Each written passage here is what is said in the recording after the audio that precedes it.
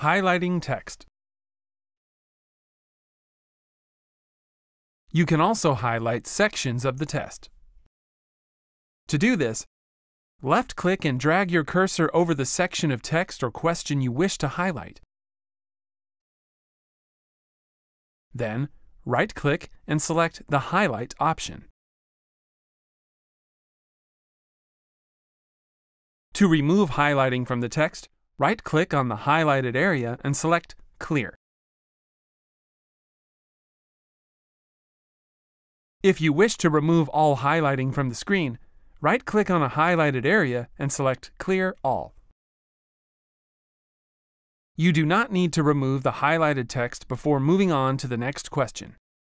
The examiner will not see any highlighted text, and if you do leave highlighted text in the test, your test result will not be affected.